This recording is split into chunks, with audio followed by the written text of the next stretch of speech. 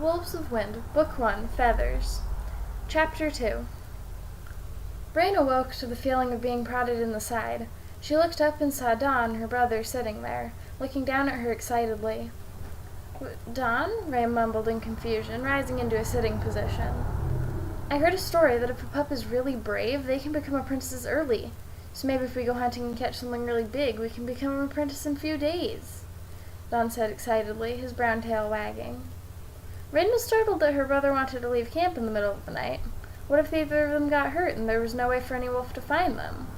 Rain hesitated a moment before saying, "Don, we aren't supposed to leave camp, and it's the middle of the night."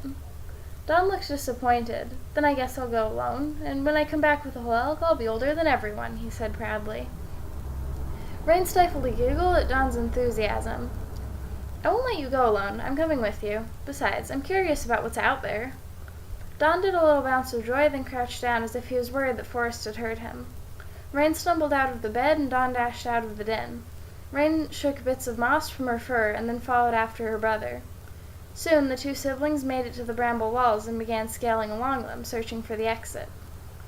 "Over there, I see an opening," Don said, darting forwards. "Wait, we need to be quiet. I don't want to get into trouble," Rain said, chasing after the brown pup. As the two pups made their way out of camp, Rain gasped. The forest beyond was lined with thick, tall trees, thousands of little green needles hanging off of each one. In the darkness, Rain could barely make out the muddy pine needle-covered ground. As the two pups walked, Rain tried her best to dodge all the sticks and acorns littering the ground.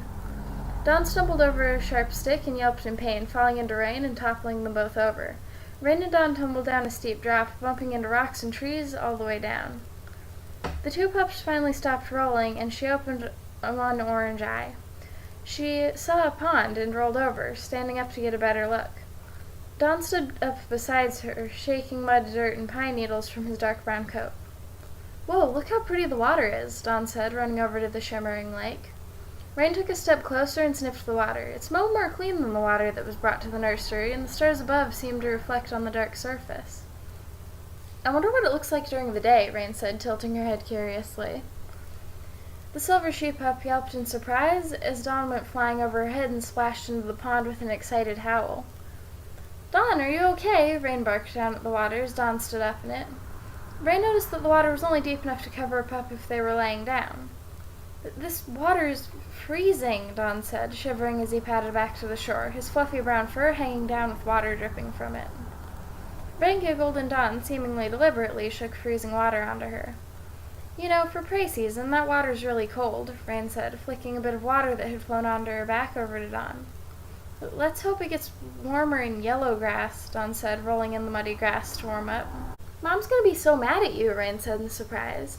"Your coat is covered in mud and pine needles. You'll need to find an excuse or she'll realize we snuck out." Don rolled his eyes. "I'll just say I snuck outside of the nursery and fell in a patch of mud, but didn't leave the camp," he said confidently. Rain was unsure. She wanted to do this again, perhaps, and she was sure that Forrest would keep an eye out for this if she found out. "Come on, I want to explore more before sunrise," Don yelped excitedly, running a few steps up the hill before turning around and waiting for Rain to catch up.